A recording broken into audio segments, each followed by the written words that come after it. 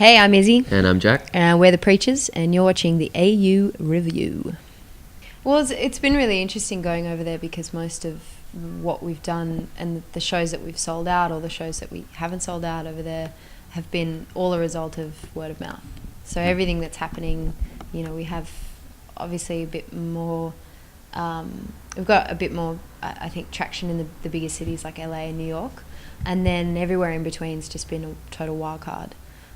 So we played like huge shows in maybe Chicago, and then we go to Columbus, Ohio, and there's, you know, maybe 40 people at the show, but they're really stoked to be there. So there's definitely an element of starting again, which is fine because it wasn't that long ago that we were in that position. So it's been nice to kind of have it at the same time as everything happening in Australia for us. And you worked on the album in Austin, or just outside of Austin. How did the sound of that sort of that Americana sound, perhaps, and just being surrounded by that world, you know, in Texas, you know, how did that? Do you think that sort of influenced you guys at all from your experiences over there? I don't think so. I don't think so. I'm Michael Caine. I don't think so. I really don't. You just watched The Trip, did you? No, I wish. The feeling of being in Austin, I sort of thought was like, I don't know, like letting the school kids out of the camp bus, you know, at this like nature reserve. You just run around. Just go. But as far as the music was concerned, by the time we got to Austin, I think we were pretty close to firm about what it was that we were trying to chase, and how we were going to do that was kind of the big question mark. Like, I wonder how this will be. And not to say that we were closed to the possibility of having more influence, but we were just very firm about what we were chasing. But you know, it's such a great music town. There's like lots of really someone was saying it earlier, like sort of underground, like you know, underground kind of like soul music. That's kind of stuff that comes out of Austin, and we didn't really get to see any of it, but we just kept hearing about it. Yeah, we rented bikes and just like went a bit mad, but like it was like Seplan Puma or something like that. It's like going nuts.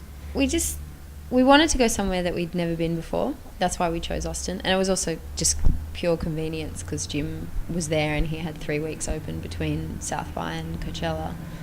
But I feel like the records, the identity of the record's much more Sydney than it is Austin. Because we took the beds that we did in Austin, everything we did at Public Hi-Fi, save for maybe 2 vocal takes on Whatever You Want and Business, which is the last track. Everything was really about the beds in Austin. And it was about getting just like... It just felt like grunt work most of the time. We didn't sleep. We had like 2.5 weeks to do it all in. And then we brought the record back and sat here and just went, okay, what have we got? And it was only then that we realized, we really figured out, okay, well, that's not good enough, and maybe that's not going to make the cut, and okay, this is good. That sort of thing. Yeah, we did like 90% of the record here, I guess. That's the feeling that we have now that we've done it. We did a lot of really great work in Austin, and I think being there was really perfect. Like, it's a really great sort of, it's a non-confrontational inspirational environment that you can like kind of do your own thing. And yeah, well, we knew that we didn't want to be somewhere harsh like New York, and we didn't want to be somewhere like like LA. So it was a perfect compromise. And Jim was just awesome to work with. Yeah, he was brilliant. And Tom and I have been long-standing admirers of the Spoon, you know, recorded work. No, the Spoon recorded work, like not the Spoon, like the Led Zeppelin.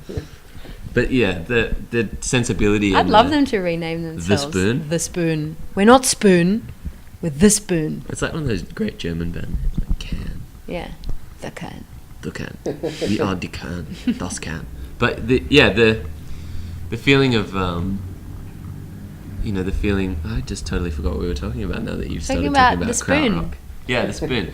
the taking away of non-essential elements, and Jim was really savvy to that, and he's doing like album 8 and we're starting album 1, and he was just so like, guys, get over it's yourselves. album 1, just do it. Yeah. Which is great to take away. He was really enabling. That was a good attitude. It was just like, he was enabling our will to. It's really not that big a deal. You've got so much ahead of you. Yeah, just make this one do the right things.